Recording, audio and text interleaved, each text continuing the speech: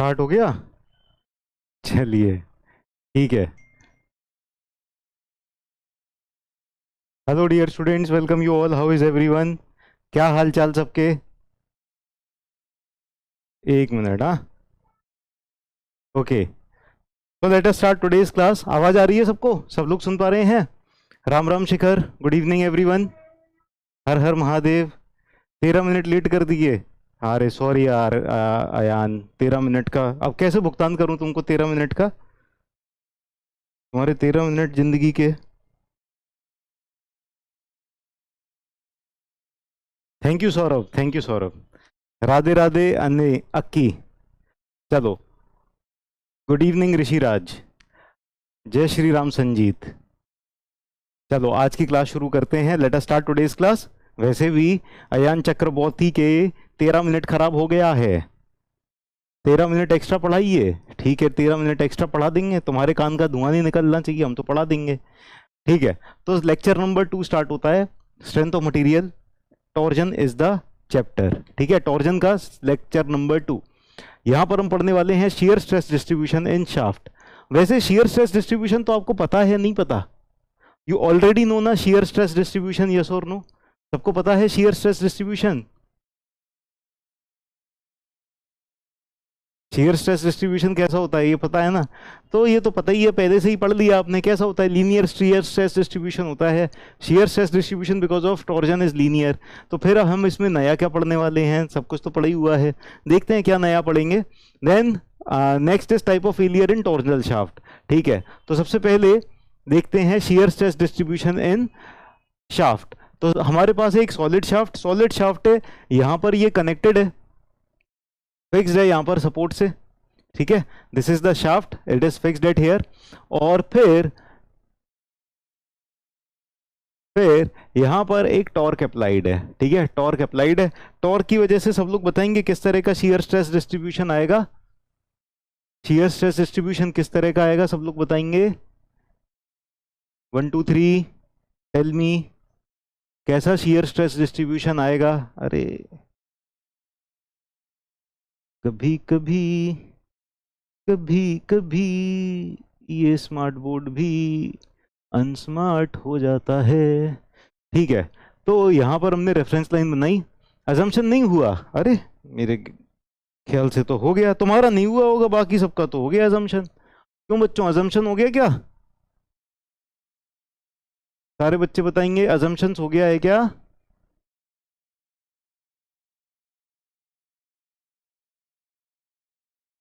I am already known, यानी तुम पता हो पहले से ही।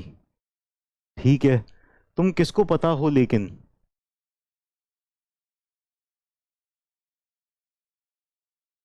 यस हो गया है ना अजम्पशंस? ठीक है, सारे बच्चों ने कंफर्म कर दिया है अजम्पशंस हो गया है। हमको भी याद था कि अजम्पशन हो गया है, कल ही की क्लास में हुआ है। 5 अजम्पशन थे टोटल, कर लिए हैं। किसी ने नहीं किए हों तो वो रिकॉर्डेड लेक्चर देख के अजम्पशंस कंप्लीट कर सकता है। तो शियर स्ट्रेस डिस्ट्रीब्यूशन इस तरह का होता है, लीनियर शियर स्ट्रेस डिस्ट्रीब्यूशन होता है। यहाँ पर at some distance from neutral axis, ये कौन सा डिस्टेंस हो जाएगा? न्यूट्रल एक्सिस नहीं, यहां पर होती है लॉन्गिट्यूडनल एक्सिस। ठीक है, पोलर एक्सिस, इससे कोई भी रेडियल डिस्टेंस पर। ठीक है, अब ये रेडियल डिस्टेंस, अब ये जो रेडियल डिस्टेंस है ये किसी भी डायरेक्शन में हो सकता है। Radial distance can be in any direction. ठीक है, तो किसी भी डायरेक्शन में रेडियल डिस्टेंस दूर पर कितना शियर स्ट्रेस देखने को मिलेगा? Shear stress will be tau. तो इसका टॉर्जन फॉर्मूला हम देख चुके हैं, tau upon R is equal to T upon J is equal to G theta upon L. ठीक है, इसमें कोई दिक्कत तो नहीं है किसी को? कोई दिक्कत नहीं है? ठीक है, चलिए। तो यहाँ पर बेसिकली ना ज़्यादा कुछ है नहीं, हम ऑलरेडी पढ़ चुके हैं।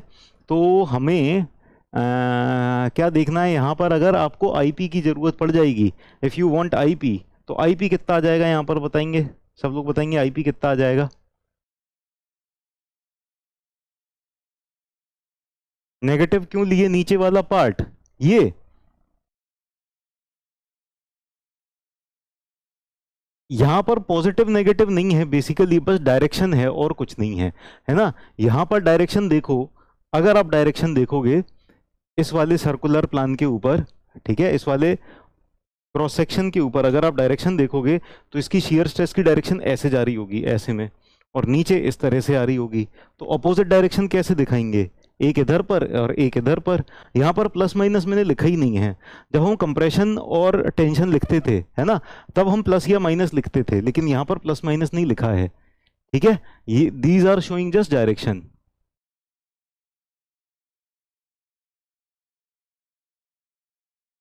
नीचे वाला पार्ट राइट साइड में जा रहा है या लेफ्ट साइड में जा रहा है, या फिर प्लेन के अंदर और प्लेन से बाहर आ रहा है, बताओ अयान।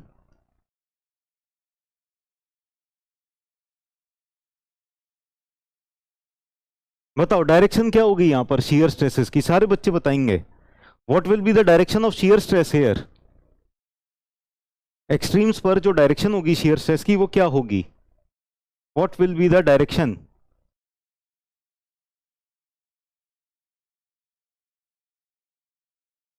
बाहर आ रहा, यहां पर बाहर आ रहा। आप तो राइट लेफ्ट कह रहे थे अभी, हाँ राइट लेफ्ट होगा क्या। तो यहां पर बाहर की तरफ आ रहा है इस तरह से, लाइक दिस, और ऊपर वाले पार्ट पर अंदर की तरफ जा रहा है, ठीक है ना। सो ये डायरेक्शन एक दूसरे के अपोजिट हैं, तो बस ये डायरेक्शन दिखाया हुआ है। पोलर मोमेंट ऑफ इनर्शिया क्या हो जाएगा यहाँ पर, पोलर मोमेंट ऑफ इनर्शिया हो जाएगा पाई डी की पावर 4/32। और पोलर सेक्शन मॉडुलस क्या हो जाएगा, पोलर सेक्शन मॉडुलस कहें या पोलर मॉडुलस कह लें, क्या हो जाएगा, πd3/16। ठीक है, शियर स्ट्रेस डिस्ट्रीब्यूशन इस तरह से हो जाएगा, किसी को कोई प्रॉब्लम तो नहीं है ना। और फिर ये वैल्यूज हम यहां पर रख सकते हैं, और अगर शियर स्ट्रेस की जरूरत है या एंगल ऑफ ट्विस्ट की जरूरत है, that we can find out.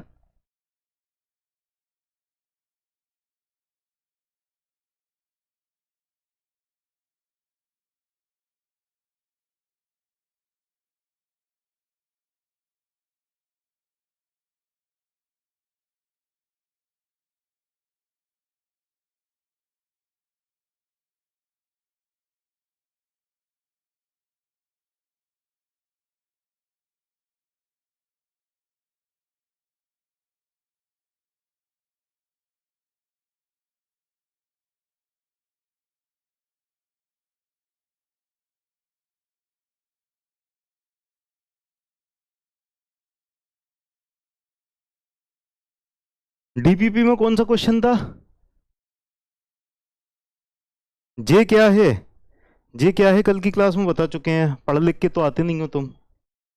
IP polar moment of inertia या जे एक ही चीज है ना, जे कह दो या पोलर मोमेंट ऑफ आईपी कह दो, ठीक है, this is polar moment of inertia.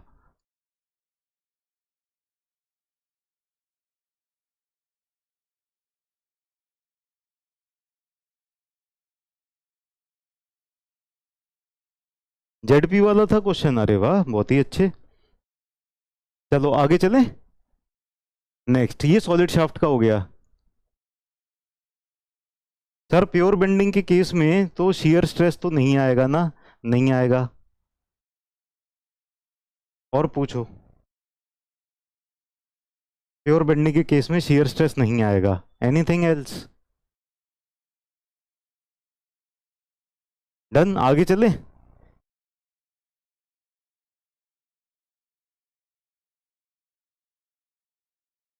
Next हमारे पास हॉलो शाफ्ट है।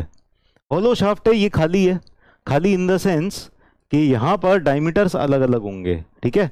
Outer diameter will be different, inner diameter will be different, ठीक है। तो आउटर डायमीटर और इनर डायमीटर अलग अलग होंगे, ठीक है। ये आउटर डायमीटर को मान लेते हैं कैपिटल डी, और इनर डायमीटर को मान लेते हैं स्मॉल डी, ठीक है। तो ये हॉलो शाफ्ट कैसी है, हॉलो का मतलब क्या होता है, हॉलो का मतलब क्या होता है, हॉलो का मतलब खाली है, खोखली है अंदर से, ठीक है ना। तो बाहर से ऐसे दिखाई देंगे, देखेंगे तो ऐसा लगेगा सॉलिड है, पता नहीं चलेगा कि ये खाली है या पूरी की पूरी सॉलिड है, लेकिन बीच में से इसके एक्सिस के अलोंग बीच में से एक होल बना हुआ है, जैसे कि जैसे पाइप, पानी का पाइप, पानी के पाइप की थिकनेस अगर मोटी कर दी जाए काफी, है ना, पानी के पाइप की थिकनेस अगर मोटी कर दी जाए तो इस तरह का दिखाई देगा, काफी मोटा पाइप मान लो आप, है ना, यस, है ना, काफी मोटा पाइप मान लो, इस तरह का दिखाई देगा, तो ये वो है। अब यहां पर शियर स्ट्रेस का डिस्ट्रीब्यूशन कैसा होगा, समझते हैं। How will the shear stress distribution look like, let us see. तो shear स्ट्रेस डिस्ट्रीब्यूशन के लिए रेफरेंस लाइंस ड्रॉ कर लेते हैं। Let us draw reference lines.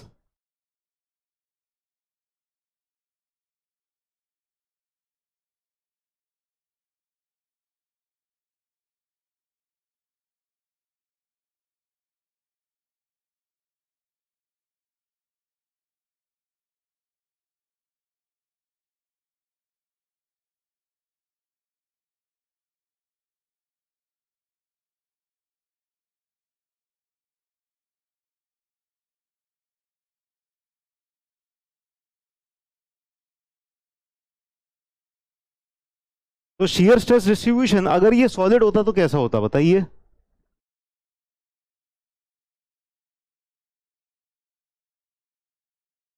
Sir तो हम लोग जो shear stress distribution of beams किए थे वो किस तरह के लिए किए थे, किस तरह के लिए किए थे मतलब? जब shear स्ट्रेस डिस्ट्रीब्यूशन किए थे तब तुमको समझ में नहीं आया था कि क्या चल रहा है? किस तरह के लिए का क्या मतलब है, what do you mean by that? कि कितने तरह की बीम होती हैं? shear फोर्स की वजह से किए थे वो।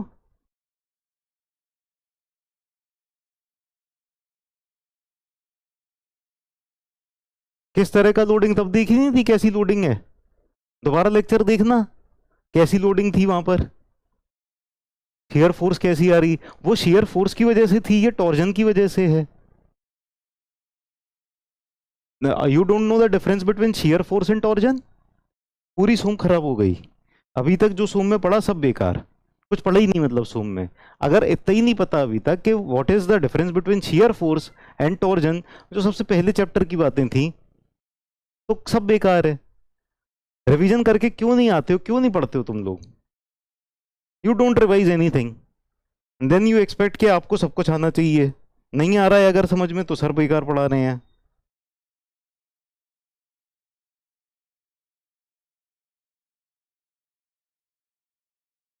You don't know the difference between shear force and torsion?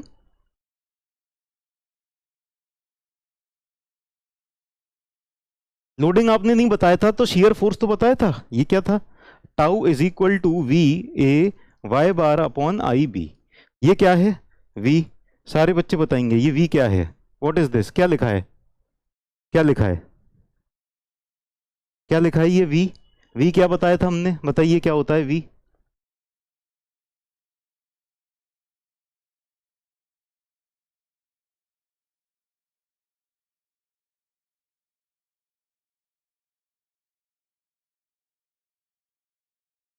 shear force है V, this was shear force, ये लिखाया था। और shear फोर्स अलग से बताना पड़ेगा shear फोर्स क्या होता है, या shear फोर्स 100 साल से पढ़ते आ रहे हैं। 100 साल से मतलब जब से सोम शुरू हुई है तब से shear फोर्स पढ़ते आ रहे हैं क्या होता है। अब यहां पर जब shear स्ट्रेस डिस्ट्रीब्यूशन बता रहे हैं, यहां पर shear फोर्स लिखा दिया, अब अलग से बताएं कि कैसी लोडिंग है तब shear फोर्स समझोगे। अरे तो बीम पे shear फोर्स किस तरह से लगता है तुमको नहीं पता? सारे बच्चे बताएंगे कि shear फोर्स कैसे आता है बीम पे, किस तरह की लोडिंग की वजह से आता है। बीम है, बीम के ऊपर shear फोर्स कैसे आ रहा है, how is shear force coming on beam? बताइए, shear फोर्स और बेंडिंग मोमेंट कैसे आते हैं, ये सबको पता है नहीं पता? बेंडिंग मोमेंट जो आते हैं उसकी वजह से हमने बेंडिंग स्ट्रेस डिस्ट्रीब्यूशन देखा, shear फोर्स जो आता है उसकी वजह से shear स्ट्रेस डिस्ट्रीब्यूशन देखा। ठीक है। अब बीम, अब जब bending moment diagram, shear force diagram, shear force, bending moment सब कुछ देख चुके हैं, फिर दोबारा से बताएंगे shear फोर्स क्या होता है। चलो बता देते हैं। ऐसी बीम होती है, जब ऐसी बीम, ठीक है, मान लो ये कैंटिलीवर बीम है, ठीक है, इस पर ट्रांसवर्स लोडिंग लग रही है ना। तो shear फोर्स क्या होता है, shear force to the right, to the left, either to the right और to the left, summation of all the transverse forces, ये होता है shear फोर्स। ठीक है।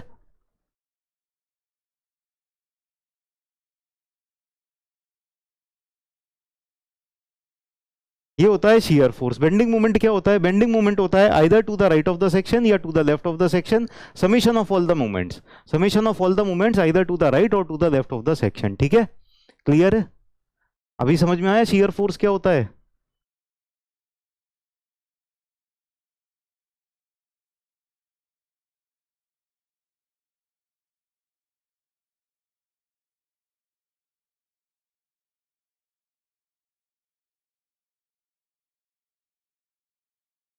यहां पर जो शियर स्ट्रेस डिस्ट्रीब्यूशन आएगा ये किस तरह, किसकी वजह से आ रहा है, ये टॉर्जन की वजह से आ रहा है। वहां पर जो शियर स्ट्रेस डिस्ट्रीब्यूशन आ रहा था वो शियर फोर्स की वजह से था। ठीक है, ये वाला जो फॉर्मूला था tau is equal to V या एस ए वाई बार, जैसे भी आप लिखना चाहो, S A Y bar upon I B. अब क्योंकि क्या है, एग्जाम में भी अलग अलग नोटेशन से आता रहता है, तो सारे नोटेशंस पता होने चाहिए। कभी एस ए वाई बार लिखो, कभी वी ए वाई बार लिखो, कभी एफ ए वाई बार लिखो।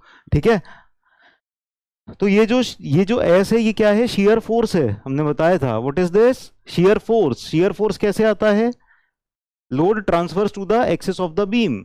ठीक है, बीम के एक्सिस से ट्रांसफर्स।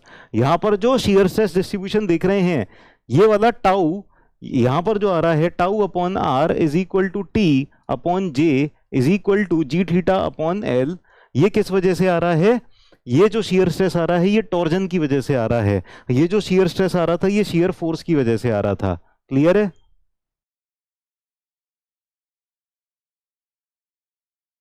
ठीक है, आगे चलते हैं।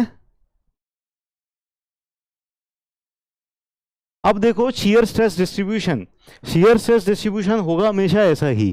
ठीक है, shear stress distribution will be like this, right.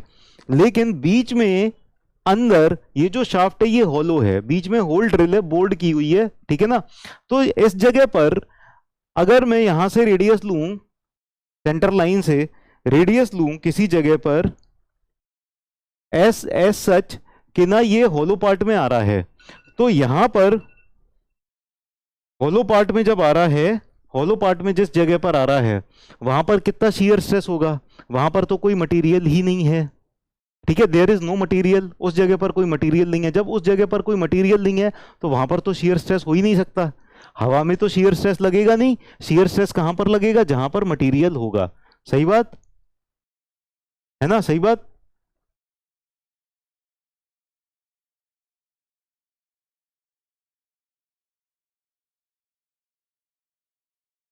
ठीक, तो यहां पर जो शियर स्ट्रेस आएगा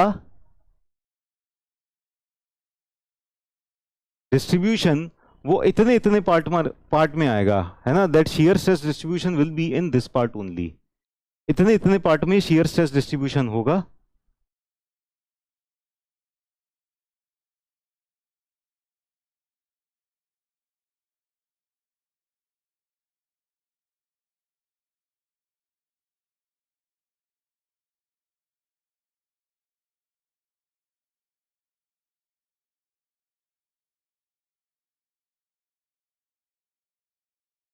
ठीक है, राइट। तो यहां पर जो शियर स्ट्रेस वेरी करेगा, शियर स्ट्रेस डिस्ट्रीब्यूशन वो इस तरह से वेरी करेगा। मैक्सिमम शियर स्ट्रेस कहां पर आएगा, मैक्सिमम शियर स्ट्रेस सरफेस पर ही आएगा। This will be tau max, यहां पर भी टाउ मैक्स हो जाएगा, maximum shear stress tau max, है ना। यहां पर ये शियर स्ट्रेस कितना हो जाएगा, यहां पर आ जाएगा मिनिमम शियर स्ट्रेस। तो यहां पर जो मिनिमम शियर स्ट्रेस आएगा that will not be zero. ठीक है, ये मिनिमम शियर स्ट्रेस आ जाएगा। ठीक, अब अगर आपको पोलर मोमेंट ऑफ इनर्शिया निकालना है या फिर पोलर सेक्शन मॉडुलस निकालना है, तो पोलर मोमेंट ऑफ इनर्शिया कितना होगा यहां पर पोलर मोमेंट ऑफ इनर्शिया होगा I P will be equal to, इसको पहले सॉलिड मान के पूरे का पोलर मोमेंट ऑफ इनर्शिया निकाल लेते हैं, माइनस इतने पूरे सॉलिड शाफ्ट का polar moment of inertia minus कर देंगे। ठीक है ना, तो पाई डी की पावर 4/64, ये जो पोलर मोमेंट ऑफ इनर्शिया हो गया ये किसका हो गया, अगर ये पूरी शाफ्ट सॉलिड थी, एकदम सॉलिड थी, ठीक है ना, तब इसका पोलर मोमेंट ऑफ इनर्शिया ये था पाई डी की पावर 4/64, सॉरी 32 होगा, वो तो मोमेंट ऑफ इनर्शिया था। 32 हो जाएगा तो ये पोलर मोमेंट ऑफ इनर्शिया हो जाएगा। ठीक है, अब इसमें से अंदर वाली शाफ्ट का, अंदर वाले पार्ट का पोलर मोमेंट ऑफ इनर्शिया हटा देते हैं। ठीक है, अंदर वाले पार्ट का पोलर मोमेंट ऑफ इनर्शिया हटा देते हैं, तो पाई डी क्यूब बाय 32 हो जाएगा। तो अगर इसमें से पाई बाय 32 कॉमन ले लेंगे तो ये हो जाएगा डी की पावर 4 माइनस स्मॉल डी की पावर 4, ये हो जाएगा पोलर मोमेंट ऑफ इनर्शिया। ठीक है, तो इसका ये पोलर मोमेंट ऑफ इनर्शिया हो गया।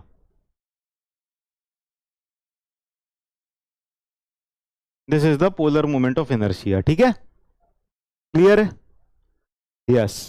अब अगर पोलर सेक्शन मॉडुलस कैलकुलेट करना है या फिर पोलर मॉडुलस कैलकुलेट करना है, if we want to calculate polar modulus, क्या हो जाएगा, IP divided by R max. R max यहां पर क्या होगा, maximum distance from centroidal axis, सबसे ज्यादा maximum distance from centroidal axis क्या हो जाएगा, d/2 हो जाएगा। ठीक है, तो यहां पर क्या करेंगे, π/32 capital D to the power 4 minus small d to the power 4 divided by d/2 कर देंगे। ठीक है, तो ये ZP कितना आ जाएगा हमारे पास, ZP आ जाएगा π/16 capital D to the power 4 minus small d to the power 4 whole upon d। Clear है, ये आ जाएगा हमारे पास ZP।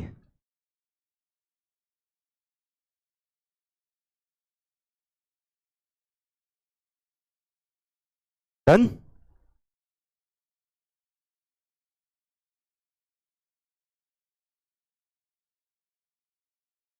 तो इस वाली शाफ्ट के ऊपर अगर टॉर्क लग रहा होगा इस तरह से, ठीक है, if torque is acting like this then what will happen, ये शिफ्ट टॉर्जन तो होगा, लेकिन टॉर्जन का जो शियर स्ट्रेस डिस्ट्रीब्यूशन होगा वो इस तरह से हो जाएगा, this will be the shear stress distribution. ठीक, डन, बहुत बढ़िया। आगे चलते हैं नेक्स्ट पर। Next is composite shaft. Composite shaft, composite का मतलब होता है, ये समझो ये अंदर खाली नहीं है, ये अंदर खाली नहीं है, ठीक है ना, यहां पर एक दूसरा मटेरियल की शाफ्ट है।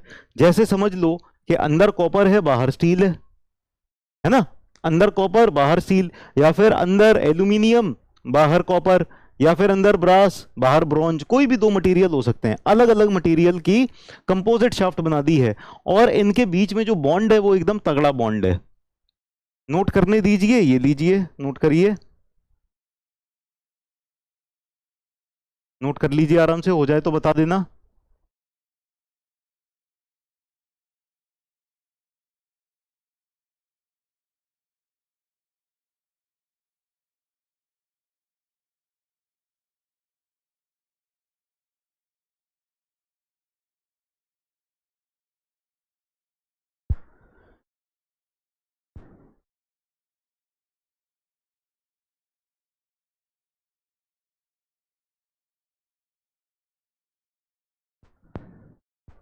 सबने कर लिया नोट, ठीक है। नेक्स्ट, अब ये है कंपोजिट शाफ्ट। कंपोजिट शाफ्ट का मतलब क्या, समझ गए सब लोग क्या होता है कंपोजिट शाफ्ट का मतलब? सॉलिड शाफ्ट वाला भी नोट करना है, ये लीजिए, सॉलिड शाफ्ट वाला भी नोट कर लीजिए।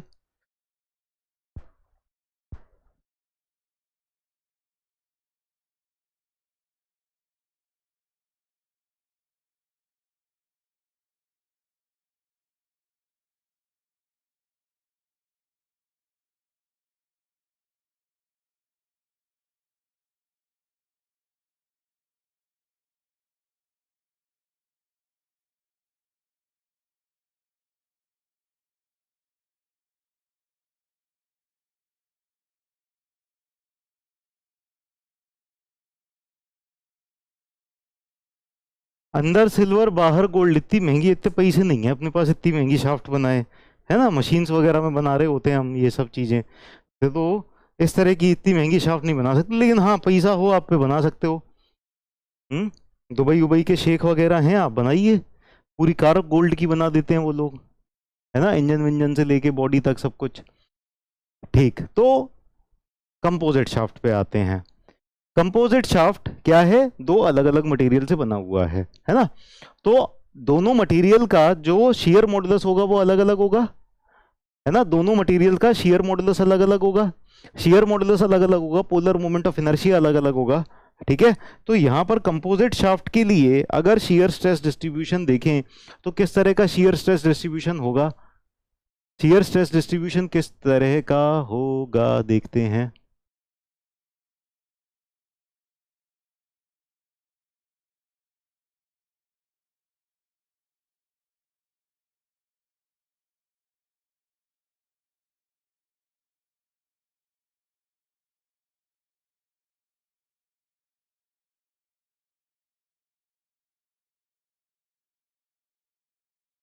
जस्ट अ मिनट,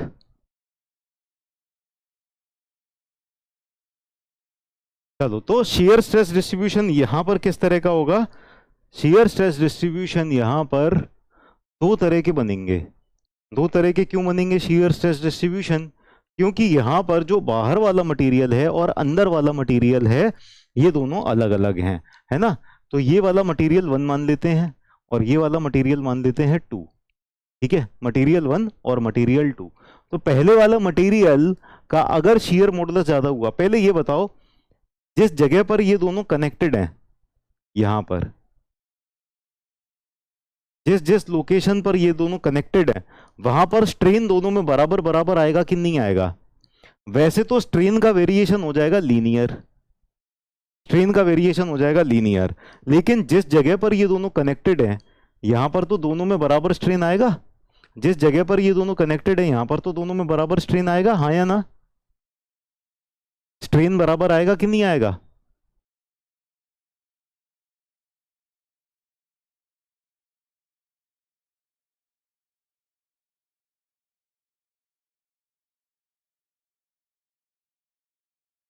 ये बात समझ में आई?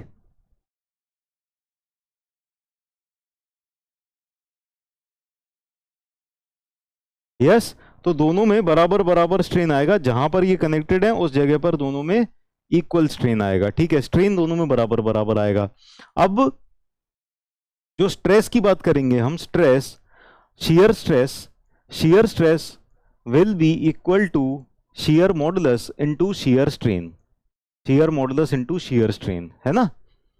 तो अगर स्ट्रेन दोनों में बराबर बराबर है, दोनों में स्ट्रेन बराबर बराबर है, जिसका shear modulus ज्यादा हो जाएगा उसमें shear stress ज्यादा हो जाएगा, हाँ कि ना? स्ट्रेस से स्ट्रेन में कैसे?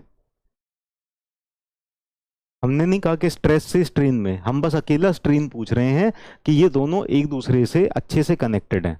जब हम घुमा रहे हैं दोनों को, तो सेम लोकेशन पर बराबर बराबर स्ट्रेन आएगा दोनों में कि नहीं आएगा नीलेश? हम स्ट्रेस से स्ट्रेन पे गए ही नहीं, स्ट्रेन की ही बात कर रहे हैं अभी, इंडिविजुअली स्ट्रेन की बात कर रहे हैं। ठीक है, तो when these two are connected together rigidly, अच्छे से आपस में ज्वाइंट है, तो अगर हमने इनको घुमाया, घुमाते टाइम पे क्या एक में स्ट्रेन अलग और एक में स्ट्रेन अलग, अगर अलग अलग हो गया तो दोनों एक दूसरे के रिस्पेक्ट में स्लिप कर जाएंगे, दे विल स्लिप। ठीक है,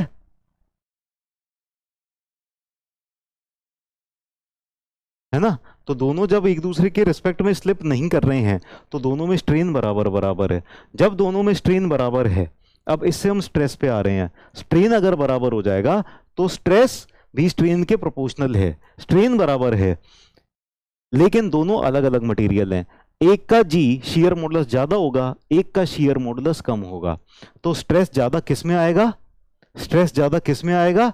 सेम स्ट्रेन पर, जिस जगह पर दोनों में सेम स्ट्रेन आ रहा है वहां पर जिसका शेयर मॉडुलस ज्यादा हो जाएगा उसमें ज्यादा स्ट्रेस, और जिसका शेयर मॉडुलस कम हो जाएगा उसमें कम स्ट्रेस। यस और नो? जिसका शेयर मॉडुलस ज्यादा उसमें ज्यादा स्ट्रेस, और जिसका शेयर मॉडुलस कम उसमें कम स्ट्रेस। ठीक है, तो यहां पर क्या हो जाएगा, स्ट्रेस डिस्ट्रीब्यूशन देख रहे हैं, ठीक है ना।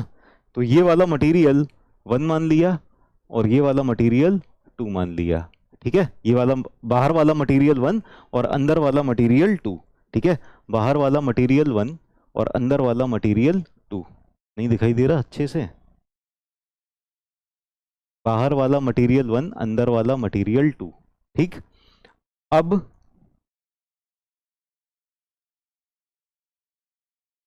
दो कंडीशन बन सकती हैं। एक तो ऐसा शियर स्ट्रेस डिस्ट्रीब्यूशन बन सकता है, एक मिनट, यहाँ पर ना थोड़ा सा प्रैक्टिस करनी पड़ेगी।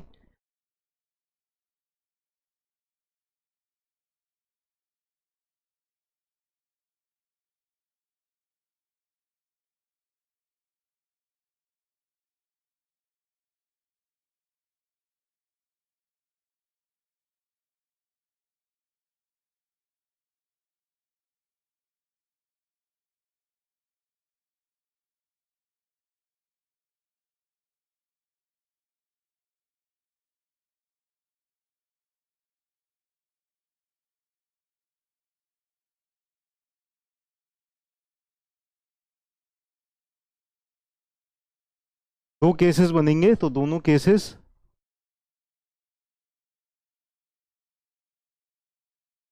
आउटलाइन बना देते हैं।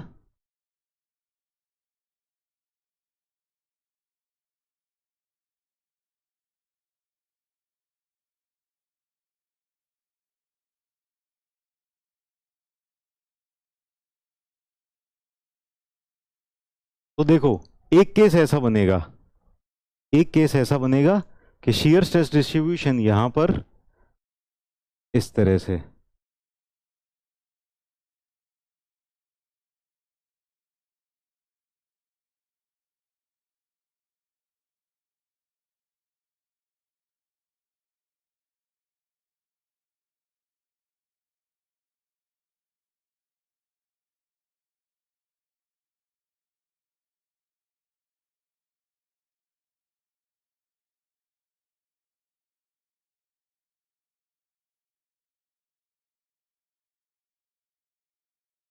ये वाला समझ में आया क्या सिचुएशन आ रही है?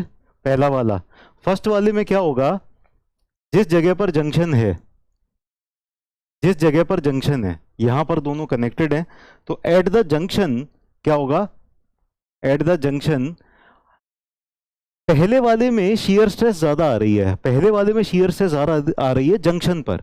तो इसका मतलब क्या होगा, एट द जंक्शन हमारा जो शियर स्ट्रेस अगर ज्यादा आ रही है, तो यानी shear modulus of 1 is greater than shear modulus of 2, होगा कि नहीं होगा?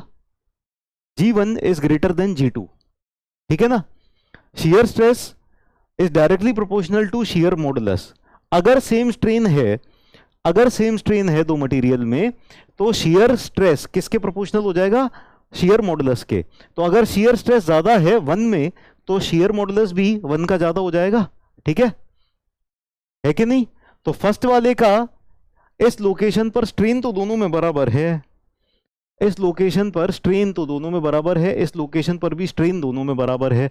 स्ट्रेस किस में ज्यादा आ रहा है, फर्स्ट वाले में स्ट्रेस ज्यादा आ रहा है, सेकंड वाले में स्ट्रेस कम आ रहा है, तो फर्स्ट वाले का शियर मॉडुलस ज्यादा, सेकंड वाले का शियर मॉडुलस कम, ठीक है? तो इस तरह का शियर स्ट्रेस डिस्ट्रीब्यूशन बन जाएगा। You will get this type of shear stress distribution. Not visible, क्या चीज नहीं दिखाई दे रही है?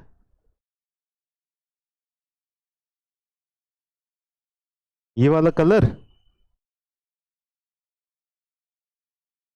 यहां पर आ जाएगा G1 ग्रेटर देन G2, ये कम ज्यादा नहीं दिखाई दे रहा?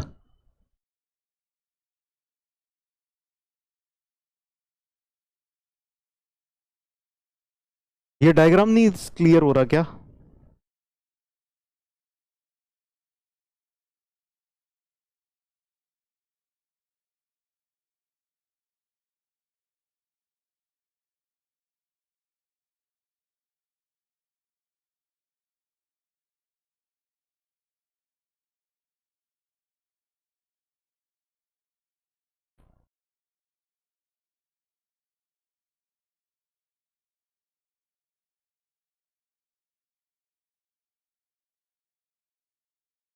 दोनों के मटेरियल के कलर के हिसाब से बना देते हैं, है ना? कलर मैच करता हुआ, इस वाले मटेरियल का शियर स्ट्रेस डिस्ट्रीब्यूशन इस तरह का हो जाएगा, लाइक दिस। इस वाले मटेरियल का शियर स्ट्रेस डिस्ट्रीब्यूशन इस तरह का,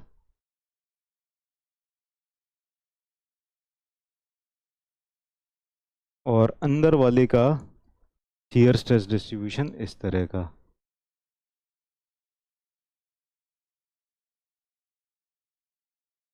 ठीक है?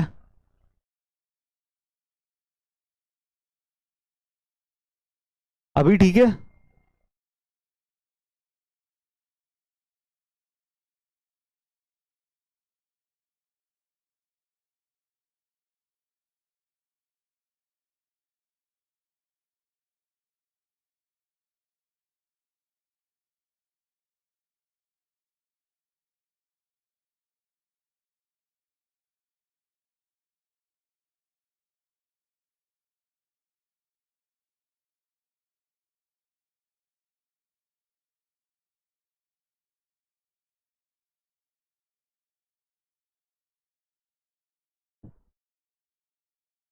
तो मटेरियल 1 के अंदर सेम लोकेशन पर आप देखो शियर स्ट्रेस ज़्यादा है, मटेरियल 2 के अंदर कम है। मटेरियल 1 के अंदर शियर स्ट्रेस ज़्यादा है सेम लोकेशन पर, मटेरियल 2 के अंदर शियर स्ट्रेस कम है।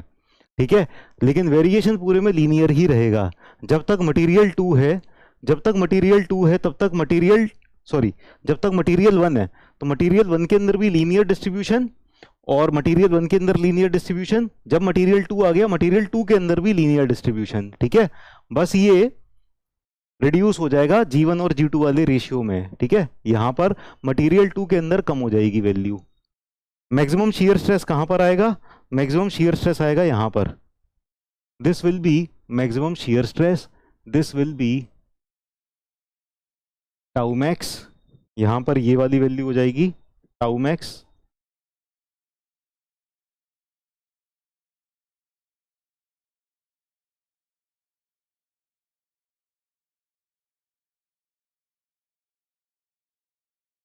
ठीक है, अगले वाले पर चलते हैं। नेक्स्ट, अब यहां पर केस देखेंगे हम, जब इसका शियर स्ट्रेस अंदर वाले का जो शियर मॉडुलस है वो ज्यादा है। ठीक है ना, तो सेम लोकेशन पर अगर देखा जाए, सेम लोकेशन पर अंदर वाले में शियर स्ट्रेस ज्यादा होगी, सेम लोकेशन पर अंदर वाले में शियर स्ट्रेस ज्यादा होगी, और बाहर वाले में उसी लोकेशन पर, क्योंकि सेम शियर स्ट्रेन है तो वहां पर शियर स्ट्रेस कम हो जाएगी। ठीक है, तो इसका शियर स्ट्रेस डिस्ट्रीब्यूशन कुछ इस तरह का बन जाएगा।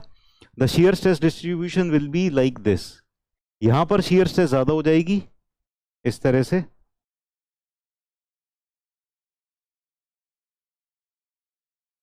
और बाहर वाले में शियर स्ट्रेस सेम लोकेशन पर कम देखने को मिलेगी।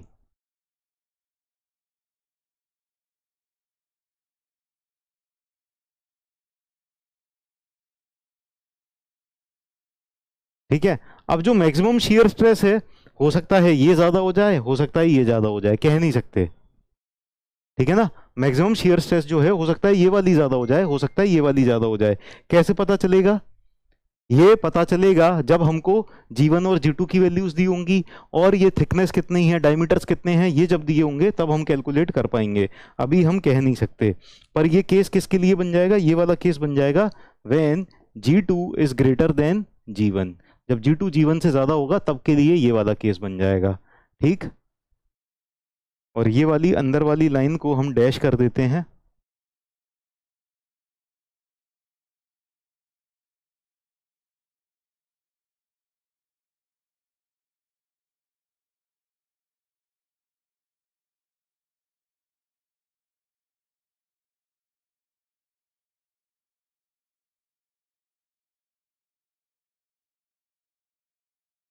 यस, फॉर्मूले से कैलकुलेट करेंगे तब पता चलेगा। बिल्कुल सही बात है, कैलकुलेटेड फ्रॉम फॉर्मूला। यस, बहुत बढ़िया। अचानक से आप लोगों में समझदारी भी आ जाती है तुरंत ही। ठीक है, लिख लो सब लोग।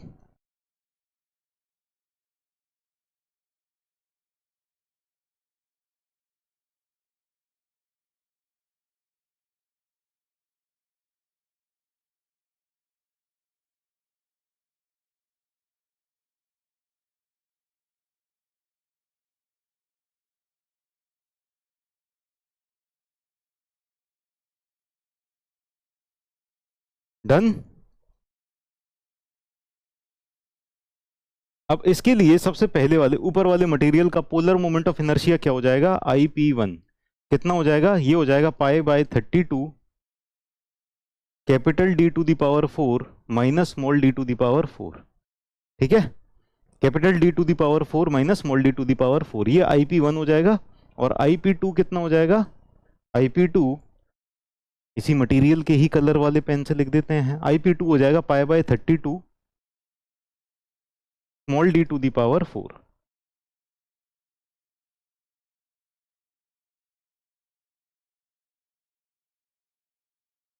ठीक है, अब जिस जगह पर ये मीट कर रहे हैं ना दोनों, at the junction of two materials, at the junction, junction का मतलब क्या होता है? जंक्शन का मतलब क्या होता है?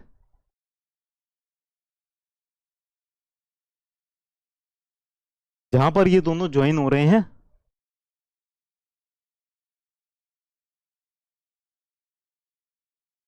जहां पर ये दोनों ज्वाइन हो रहे हैं, जहां पर ये दोनों मीट कर रहे हैं, ये जंक्शन है, ठीक है ना। तो जिस जगह पर जंक्शन है ना, वहां पर अगर देखा जाए तो किसमें शियर स्ट्रेस कितना है, ये कैसे कैलकुलेट कर सकते हैं, इस वाले फॉर्मूले से। Tau one upon tau two, पहले वाले मटेरियल में टाउ वन है मान लो, दूसरे वाले मटेरियल में टाउ टू है। पहले वाले मटेरियल में टाउ वन है, दूसरे में टाउ टू है, तो ये टाउ वन और टाउ टू का रेशियो कितना आ जाएगा, ये आ जाएगा G1 अपॉन G2 के बराबर, ठीक है। तो जो शेयर मॉडुलस होगा उसी रेशियो में शेयर स्ट्रेसेस भी आ जाएंगे। अगर शेयर स्ट्रेन सेम है दोनों में, तो जंक्शन पर शेयर स्ट्रेन सेम है ना, strain is same at the junction. जिस जगह पर दोनों एक दूसरे के साथ मीट कर रहे हैं वही पॉइंट जंक्शन पॉइंट है, वहां पर मीटिंग हो रही है दोनों की, दोनों मीट कर रहे हैं वहां पर स्ट्रेन सेम है। स्ट्रेन अलग अलग हुआ तो क्या हो गया, स्ट्रेन अलग अलग, एक ने रोटेशन ज्यादा किया, एक ने रोटेशन कम किया, है ना, एक ने रोटेशन ज्यादा किया, एक ने रोटेशन कम किया, तो स्लिप कंडीशन हो जाएगी। तो हम यहां पर ये किस वजह से कह रहे हैं कि इन दोनों में कोई स्लिप नहीं हो रहा है, स्लिप नहीं हो रहा यानी दोनों का स्ट्रेन बराबर बराबर होगा, ठीक है ना। स्ट्रेन बराबर बराबर होगा तो ये बराबर बराबर आ जाएगा, शियर स्ट्रेस G1 और G2 के रेशियो में आ जाएंगे दोनों के अंदर। क्लियर, कोई दिक्कत।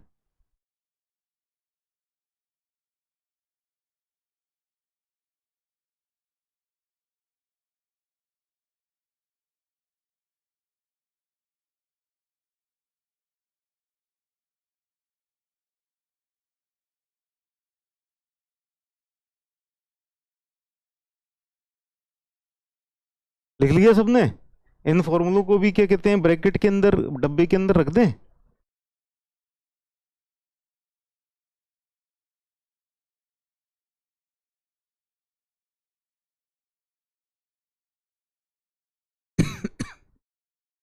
लिख लो तो बता देना।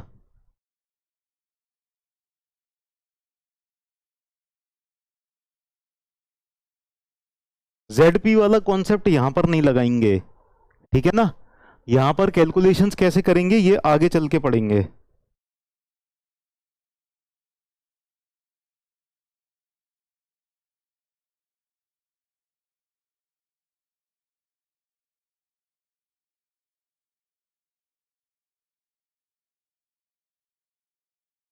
डन, चलो आगे चलते हैं। नेक्स्ट नेक्स्ट वाला केस है थिन ट्यूबुलर सेक्शन। ये पतला सा ट्यूबुलर सेक्शन है। पतला मतलब जो वैसे पाइप था ना, होलो वाला पाइप, ऐसे जो पाइप था, ये खाली वाला पाइप था, इस पाइप की थिकनेस अगर कम कर दी जाए, काफी कम कर दी जाए थिकनेस, पतला सा पाइप कर दिया जाए, एकदम पतला पाइप, ठीक है ना। Ganpati Mohanta, ZP means, ZP का मतलब क्या होता है बताओ, पोलर मॉडुलस या पोलर सेक्शन मॉडुलस, ठीक है। चलो यहां पर ये थिकनेस अगर कम कर दी जाए बहुत ज्यादा, ठीक है, वेरी स्मॉल थिकनेस, तो वहां पर शियर स्ट्रेस डिस्ट्रीब्यूशन कैसा होगा। तो ये मैंने क्रॉस सेक्शन बता दिया, थिन ट्यूबुलर सेक्शन का क्रॉस सेक्शन बता दिया, है ना। वैसे अगर आप पाइप देखोगे तो पाइप ऐसे ही दिखाई देगा, पाइप ऐसे ही दिखाई देगा, बस यहां पर क्या होगा, ये पतला सा पाइप दिखाई देगा, है ना, जैसे एक्चुअल में पानी का पाइप होता है, ठीक है। तो यहां पर ये पतला सा पाइप दिखाई देगा, ठीक। अगर सामने से देखेंगे, यहां पर सामने से देखेंगे तो आपको इसका क्रॉस सेक्शन दिखाई देगा, तो वो क्रॉस सेक्शन यहां पर शो किया हुआ है। तो शियर स्ट्रेस डिस्ट्रीब्यूशन बेसिकली कैसा होता है, आप सबको पता है शियर स्ट्रेस डिस्ट्रीब्यूशन कैसा होता है, सबको पता है कि नहीं पता। शियर स्ट्रेस डिस्ट्रीब्यूशन होता है लीनियर स्ट्रेट लाइन, है कि नहीं, सब लोगों को पता है shear stress distribution is straight line, all of you know. लेकिन जब ऐसे पतला सा सेक्शन आ जाएगा, पतला सा सेक्शन एकदम ऐसा, ठीक है, तब इस कंडीशन में शियर स्ट्रेस डिस्ट्रीब्यूशन कैसा बनेगा,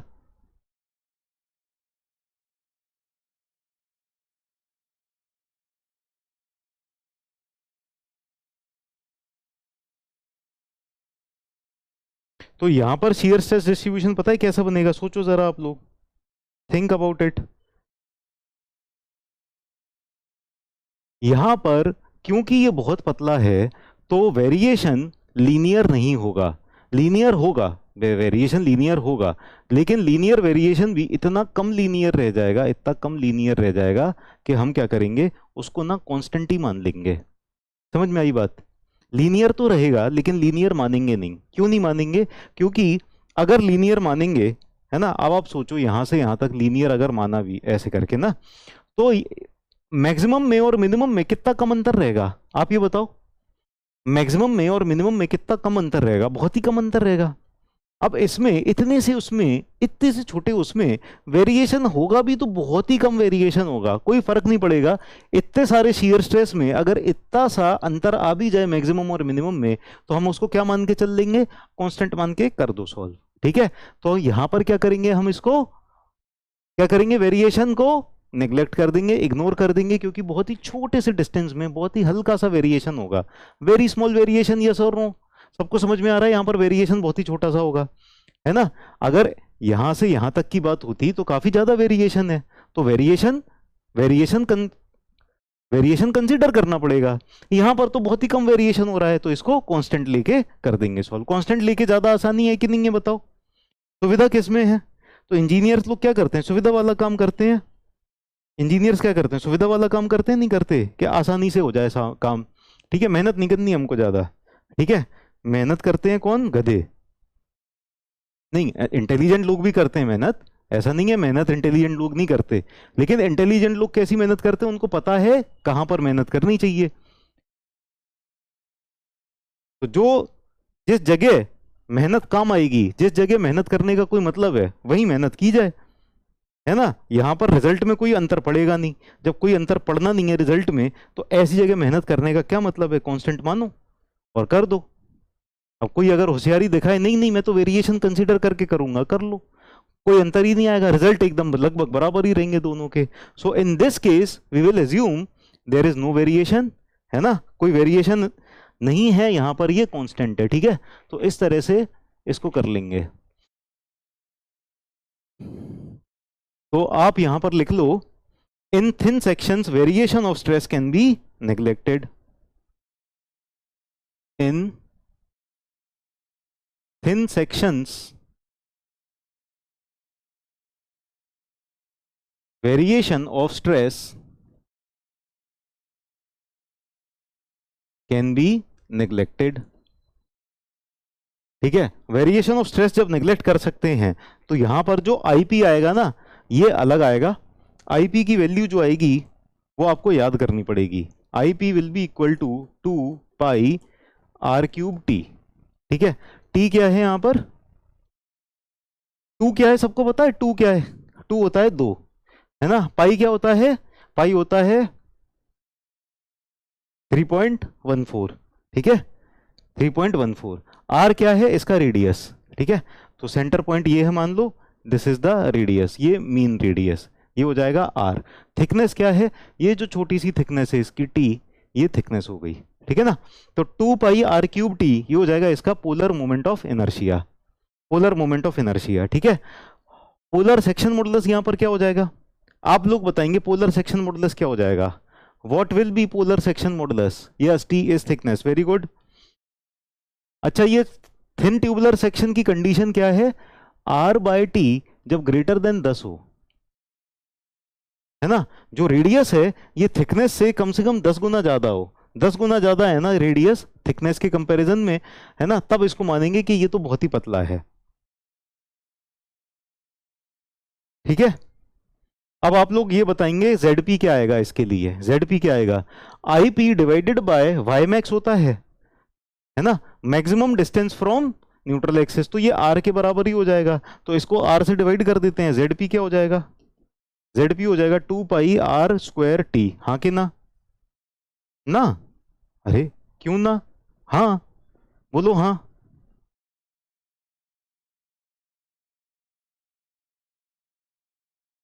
2 पाई r²t। अरे क्या बात है, सारे बच्चों ने सही जवाब दे दिया, वेरी गुड, सही जवाब दे दिया।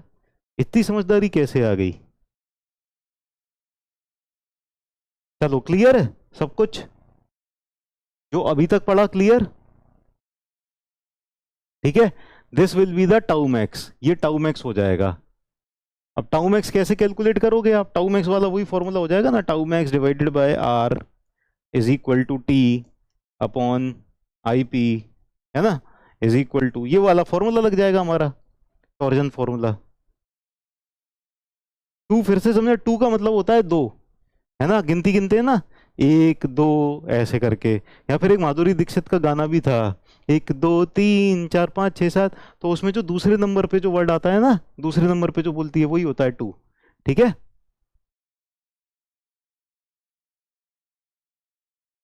क्लियर है सबको टू का मतलब? आगे चलते हैं नेक्स्ट। यहां तक सबने लिख लिया? सबने लिख लिया, आगे चलते हैं नेक्स्ट। ठीक है, अब देखते हैं फेलियर इन डक्टाइल शाफ्ट। वैसे हम ये चैप्टर 1 में देख चुके हैं, एक बार फिर से रिवीजन हो जाएगा। टॉर्जन चल रहा है, तो टॉर्जन में किस तरह से शाफ्ट का फेलियर होता है ये देख लेते हैं। ठीक है, तो हमारे पास एक शाफ्ट है, शाफ्ट यहाँ पर फिक्स्ड है, ठीक है, और इसके ऊपर हमने क्या अप्लाई किया, टॉर्क अप्लाई किया।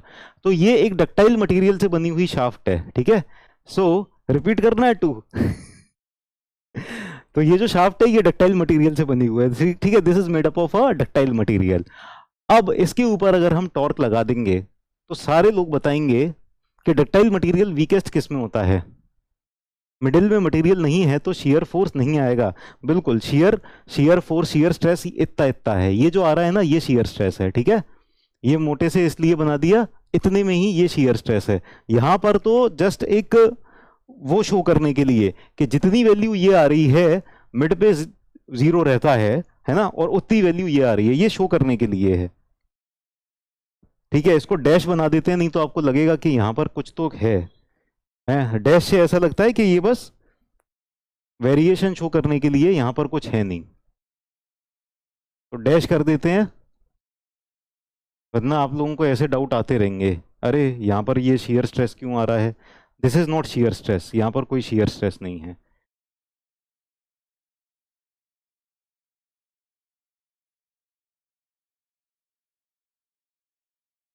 अच्छा, डक्टाइल मटेरियल के लिए आपने बोला कि शियर में वीक होता है, ठीक है, तो यहां पर अगर टॉर्क लग रहा है, तो टॉर्क लग रहा है तो कैसी कंडीशन आ जाएगी, ये प्योर शियर की कंडीशन आ जाएगी।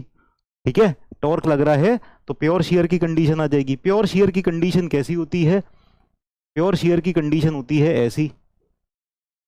ठीक है, शियर स्ट्रेस कहां पर आ रही होगी, ये वाले सरफेस पर, है ना, इस वाले सरफेस पर, या इस वाले सरफेस पर, या इस वाले सरफेस पर। मतलब कहने का मतलब है कि हमारी जो शाफ्ट है, शाफ्ट की जो सेंट्रोइडल एक्सिस है, सेंट्रोइडल एक्सिस से, यहां से लॉन्गिट्यूडिनल एक्सिस से 90 डिग्री पर मैक्सिमम शियर स्ट्रेस आ रहा होगा।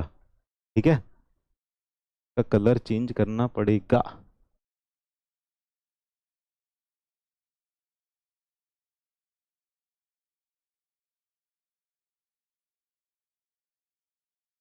ठीक है, ये जो सेंट्रोइडल एक्सिस है इससे 90 डिग्री पर मैक्सिमम शियर आएगा। ठीक है, सो शियर एंगल जो होगा वो 90 डिग्री पर मैक्सिमम होगा, और इसका फेलियर कैसे होगा, ऐसे ही 90 डिग्री पर ये सर्कुलर प्लेन बन जाएगा। ठीक है ना, so this will be failure plane, ये आ जाएगा आपका फेलियर प्लेन। अब ये फेलियर प्लेन यहां पर भी हो सकता है, यहां पर भी हो सकता है, कहीं भी हो सकता है। ठीक है, कहीं ना कहीं मटेरियल वीकेस्ट होगा, जिस जगह पर वीकेस्ट होगा उधर पर आ जाएगा। ठीक है, इसकी पोजीशन पहले से फिक्स नहीं कर सकते कि कहां पर होगा। ठीक, तो this will be the failure plane.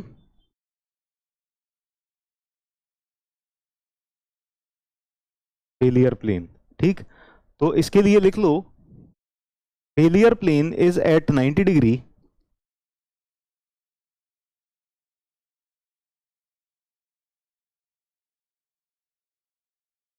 failure plane is at 90 degree to the longitudinal axis of the beam,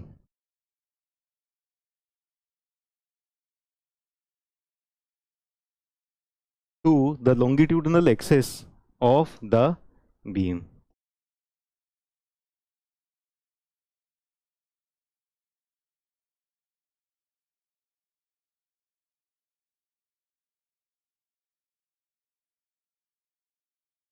तो failure plane is 90 degree to the longitudinal axis of the beam. ठीक है, और फेलियर हो किसकी वजह से रहा है, failure is occurring because of, failure is due to shear। ठीक है, सो failure is due to shear, इस तरह से आपका फेलियर आ जाएगा, failure is due to shear। ठीक, क्लियर, शानदार, जबरदस्त, जिंदाबाद। लिखा हुआ है ना फर्स्ट चैप्टर में, वेरी गुड। सर बीम में राइट साइड डाउन पॉजिटिव लिए थे। अच्छा, ठीक है, ओके नीतेश।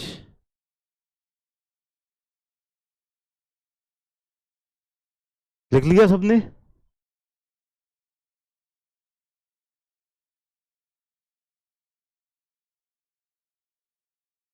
साइन कन्वेंशन फिर से पढ़ो पढ़ो, टॉर्शन का साइन कन्वेंशन फिर से पढ़ूं? ठीक है, पढ़ लूंगा, क्लास के बाद पढ़ लूंगा। ठीक है, लेकिन मेरे पढ़ने से तुमको याद हो जाएगा क्या?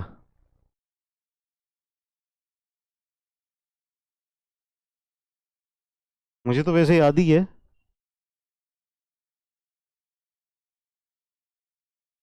डन, चलिए आगे चलते हैं। Now failure in brittle shafts. Brittle shaft में फेलियर कैसे होगा? तो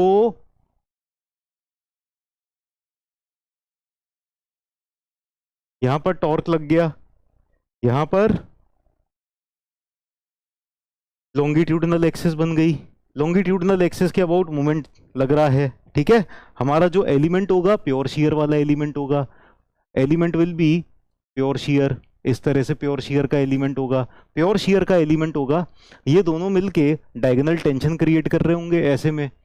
और ब्रिटल मटेरियल किस में वीकेस्ट है? Brittle material, brittle material is weakest in shear, so brittle material, sorry, weakest in tension, weakest in tension, tension में वीकेस्ट है, तो जहां पर टेंशन आ रहा होगा वहां पर ये फेल हो जाएगा। ठीक है ना? तो टेंशन कैसे आ रहा होगा? यहां पर ऐसे में आ रहा होगा, ऐसे में आ रहा होगा, ठीक है, ऐसे में आ रहा होगा टेंशन, पूरे पूरे सरफेस पर इस तरह से आ रहा होगा। तो एक जगह से कहीं से भी क्रैक चालू हो गया, एक जगह से कहीं से भी क्रैक चालू हो गया, तो फिर तो आगे पीछे का जुड़ते ही जाएगा, है ना? क्रैक जुड़ते जाएंगे, क्रैक जुड़ते जाएंगे, तो यहां पर ना इस तरह का फेलियर सरफेस बन जाएगा, इस तरह का फेलियर सरफेस बन जाएगा। 40 डिग्री 45 डिग्री पर हेलिकॉइडल सरफेस बन जाएगा। ठीक है ना? So this will be the failure surface. तो failure surface,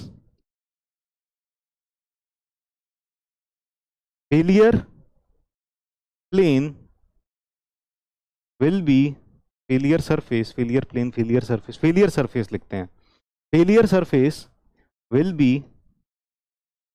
rough helicoidal plane, rough helicoidal plane inclined at 45 degree,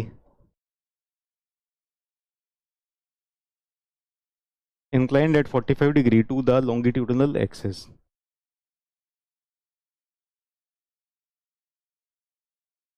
to the longitudinal axis। ठीक है, लॉन्गिट्यूडनल एक्सिस से 45 डिग्री पर इस तरह से प्लेन इंक्लाइन रहेगा।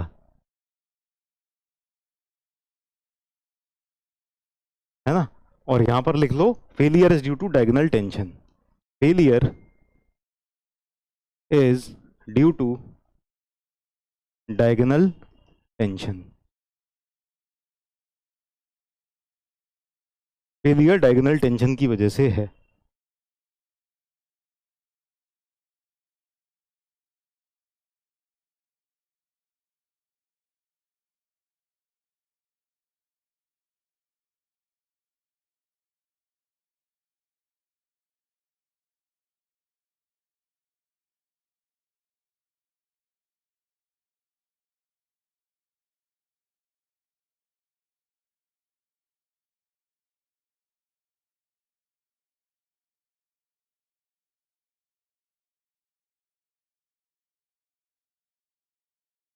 डन, लिख लिया सबने इतनी जल्दी? क्या बात है।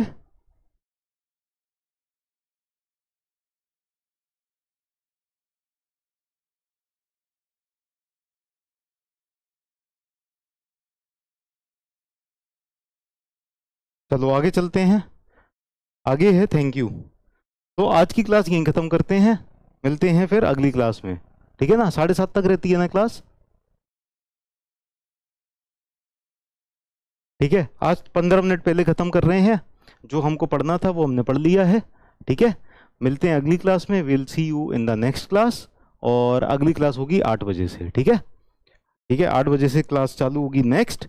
अभी ये छोटे छोटे टॉपिक बचे हुए हैं। हमारा स्ट्रेंथ ऑफ मटेरियल के जो मोस्ट इंपॉर्टेंट टॉपिक्स हैं वो खत्म हो चुके हैं। क्वेश्चन करवाएं? क्वेश्चन जो आपने टेलीग्राम पे भेजे हैं वो करवा दें? डाउट्स वगैरह जो हैं बताइए। जो टेलीग्राम पे क्वेश्चंस भेजे हैं वो करवा दें क्या? कहाँ पर हैं क्वेश्चंस?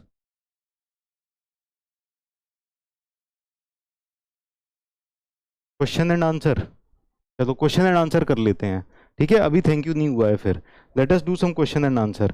तो क्वेश्चन करते हैं। Question 1174, right angle triangle with base 50 mm, right angled triangle, right angled triangle, base 50 mm, height 75 mm is placed with base horizontal,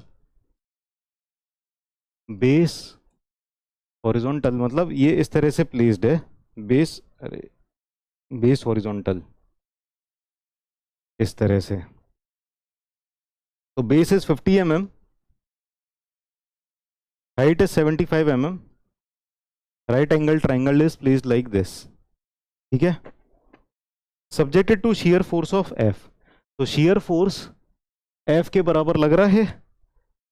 if moment of inertia is I is moment of inertia, ठीक? About the axis passing through centroid, ठीक है? Centroidal axis के about, centroidal axis के about, यानी यहां से 25 mm पर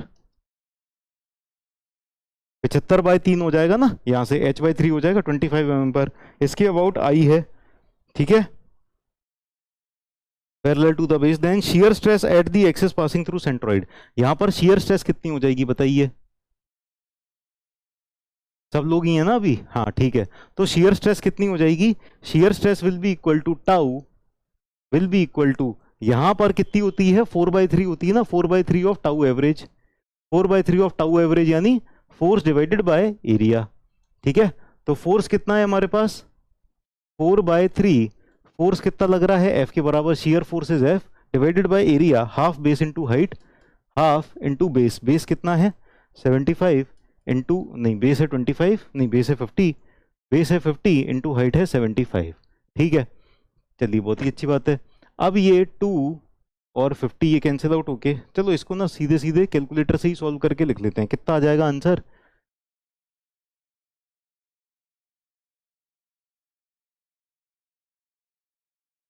answer दिया है आई के टर्म्स में, मोमेंट ऑफ इनर्शिया के टर्म्स में, ठीक है ना? तो अगर मोमेंट ऑफ इनर्शिया की बात की जाए, moment of inertia I is equal to, इसके अबाउट, सेंट्रोइड के अबाउट क्या होता है? BD³/36 होता है, ठीक है ना? BH³/36। तो व्हाट इज आई के टर्म्स में क्यों दिया है? आई की वैल्यू तो हम रख सकते हैं ना सीधे सीधे, we can put the value of I, हाँ? I we can calculate, BH³/36 हो जाएगा, ठीक है? बेस कितना है? 50, 50 इंटू H³, H कितना है हमारे पास? H इज 75, 75³/36, ठीक है? तो यहां पर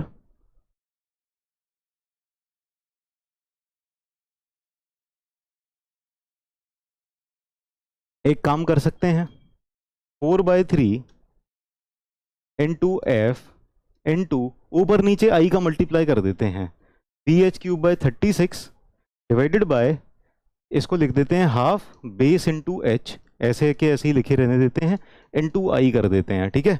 और ये 36 आ जाएगा नीचे, मल्टीप्लाई हो जाएगा, तो BH³/36 आ जाएगा नीचे, BH³ और यहाँ पर आ जाएगा 36। ये चीज समझ में आई क्या किया हमने?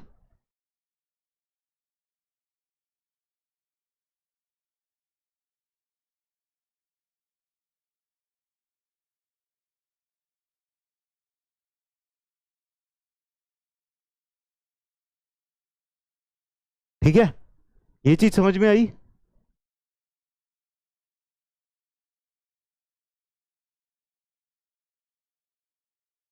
अब यहां पर B और H ये सब कैंसिल आउट करें अगर, तो ये 2 ऊपर चला जाएगा, 2 ऊपर चला गया, नहीं 36 को कैंसिल आउट कर दें क्या? चलो 4 से कैंसिल आउट कर देते हैं। 4 इंटू कितना हो जाएगा? 8, 8 4 ज़ा 32, नहीं 4 9 ज़ा 36, 9 हो जाएगा यहाँ पर। ठीक है, तो ये हो जाएगा 9 और ये वाला 2 ऊपर चला जाएगा। तो 2 बाय 9 इंटू 3, 9 3 9 ज़ा 27, 27 इंटू एफ इंटू बी से बी कैंसिल आउट हो गया, यहाँ पर बी से बी कैंसिल आउट हो गया, और एच से H square, H cancel out हो गया तो ऊपर एच स्क्वायर बचा, ऊपर बचा एच स्क्वायर, तो एफ एच स्क्वायर। ठीक है, ये 2 ऊपर चला ही गया था, 3 और ये मल्टीप्लाई हो ही गए थे, है ना, ऊपर एच स्क्वायर बचा और ये आई बचा, आई। तो इसको अब हम ऐसे लिख सकते हैं 2 into F into H square 75 square divided by 27 आई। ठीक है, ये कितना हो जाएगा?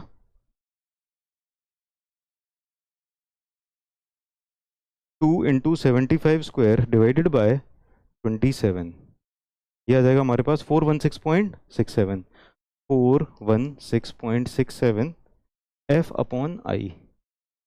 अजीब सा क्वेश्चन था तब, थोड़ा सा अलग सा। 416.67, इसका आंसर आ जाएगा ए, ऑप्शन ए इज करेक्ट। ठीक है, तो ये वाला आंसर ये आ जाएगा हमारे पास। क्लियर है?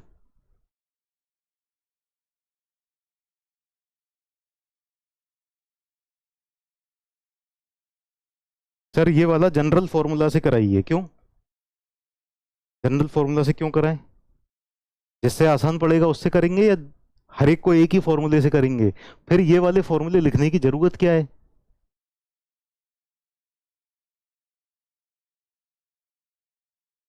मतलब टीचर का काम ये है कि फालतू के कठिन कठिन चीजें पढ़ाए जिनसे लंबा लंबा मेथड लगे, या फिर जिससे आसानी से सॉल्व वो कराए। बी एच क्यूब कैसे करे? ये बी एच क्यूब कैसे करे? आई क्या होता है? आई होता है बी एच क्यूब बाय 36। ठीक है, अब इसमें ऊपर और नीचे दोनों में आई मल्टीप्लाई कर दिए, ठीक है ना, ऊपर और नीचे into I divided by I, ऐसे ऊपर नीचे मल्टीप्लाई और डिवाइड कर दिया आई को। ठीक है ना, आई की जगह बी एच क्यूब बाय 36 रख दिया हमने, यहां पर बी एच क्यूब बाय 36 रख दिया, लेकिन नीचे आई की जगह आई ही रहने दिया, क्योंकि क्वेश्चन के अंदर हमने देखा था जो ऑप्शंस दिए हुए हैं, ऑप्शंस के अंदर नीचे आई दिया हुआ है, तो हमको यहां नीचे आई चाहिए, तो इसलिए हमने ऐसा किया। तुम खुद कर लेना ना घर पे, कॉन्सेप्ट्स क्लियर करने के लिए। सर के कराने से कॉन्सेप्ट क्लियर होता है, खुद के करने से होता है? खुद कर लो।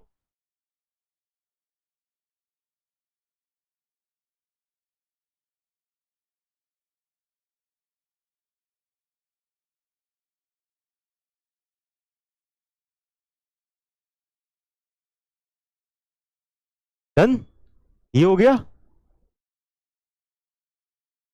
जनरल फॉर्मूला से हो सकता है ना, करो, जनरल फॉर्मूले से भी हो जाएगा, करो। नेक्स्ट क्वेश्चन पर चलते हैं। Bending moment m and torque is applied at solid circular shaft. तो हमारे पास एक सॉलिड सर्कुलर शाफ्ट है, we are having a solid circular shaft.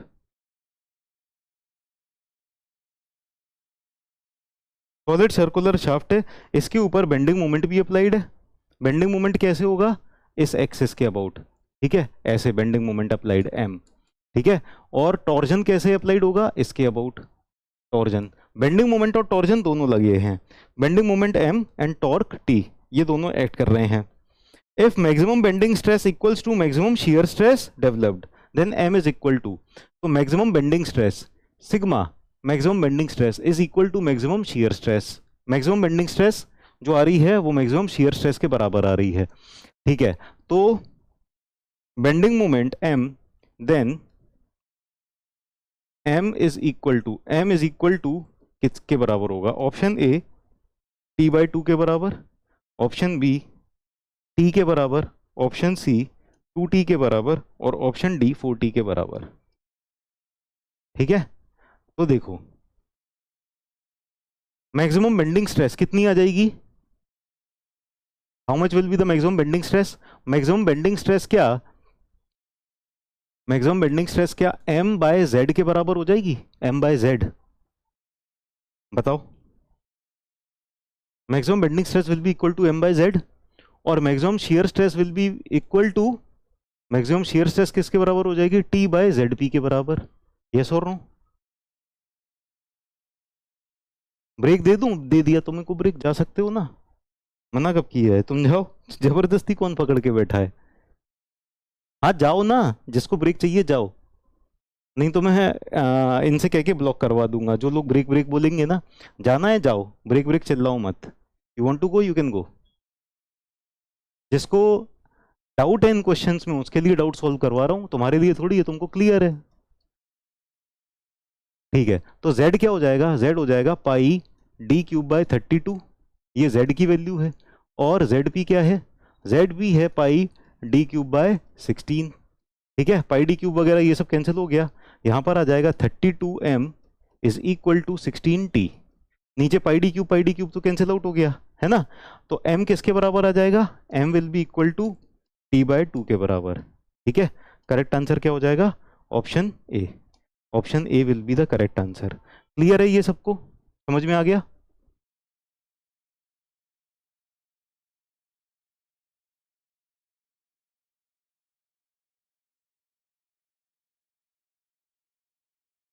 Lecture formula ऐसे यूज कर सकते हैं कि हमारी मर्जी है, हमने कर लिया यूज। ठीक है, अब स्ट्रिक्टली स्पीकिंग लेक्चर फॉर्मूला नहीं लगेगा।